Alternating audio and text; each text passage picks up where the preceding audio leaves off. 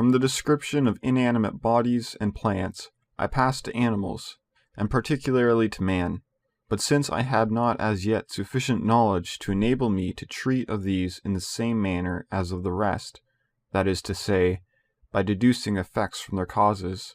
and by showing from what elements and in what manner nature must produce them, I remained satisfied with the supposition that God formed the body of man wholly like to one of ours, as well in the external shape of the members as in the internal conformation of the organs, of the same matter with that I had described, and at first placed in it no rational soul, nor any other principle, in room of the vegetative or sensitive soul, beyond kindling in the heart one of those fires without light,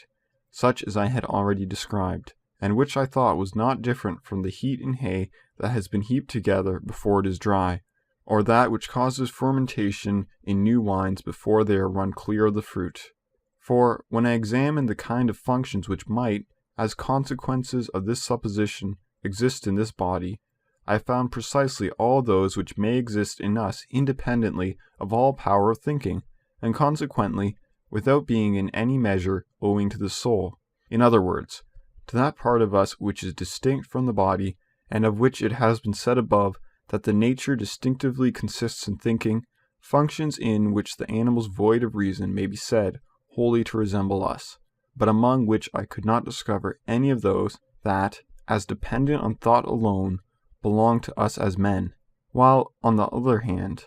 I did afterwards discover these as soon as I supposed God to have created a rational soul and have annexed it to this body in a particular manner which I described.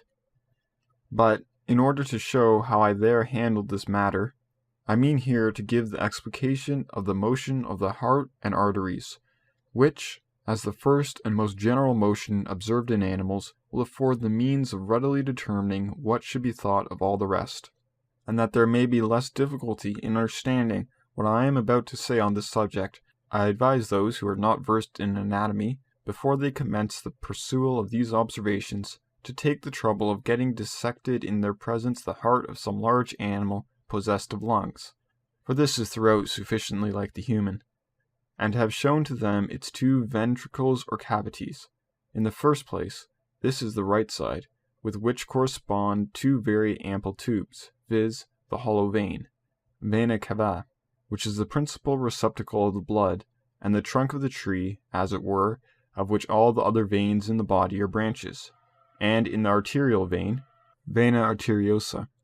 inappropriately so denominated, since it is in truth only an artery, which, taking its rise in the heart, is divided, after passing out from it, into many branches which presently disperse themselves all over the lungs.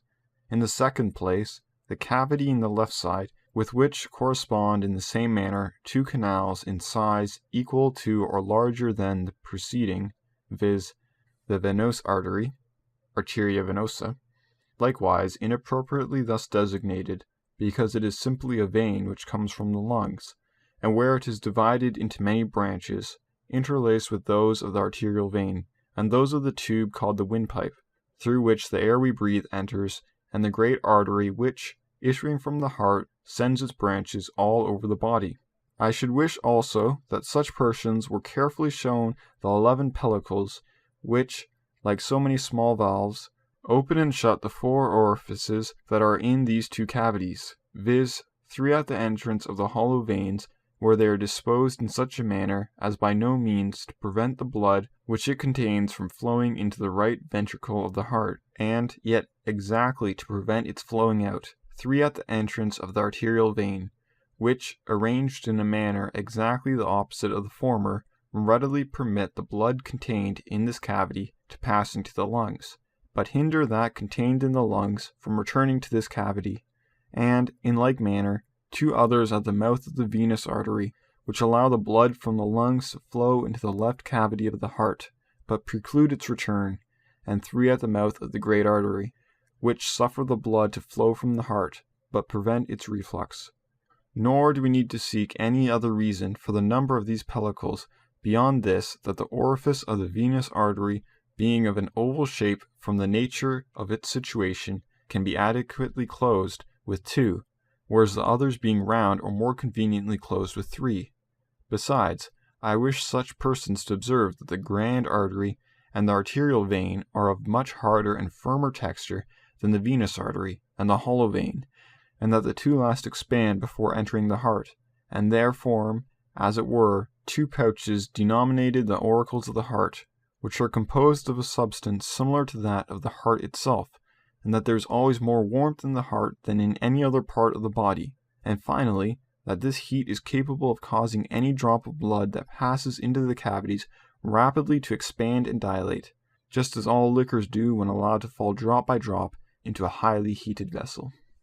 For, after these things, it is not necessary for me to say anything more with a view to explain the motion of the heart, except that when its cavities are not full of blood, into these the blood of necessity flows, from the hollow vein into the right, and from the venous artery into the left, because these two vessels are always full of blood, and their orifices, which are turned towards the heart, cannot then be closed. But as soon as 2 drops of blood have thus passed, one into each of the cavities, these drops, which cannot but be very large, because the orifices through which they pass are wide, and the vessels from which they come full of blood, are immediately rarefied, and dilated by the heat they meet with. In this way they cause the whole heart to expand, and at the same time press home and shut the 5 small valves that are at the entrances of the 2 vessels from which they flow, and thus prevent any more blood from coming down into the heart and becoming more and more rarefied.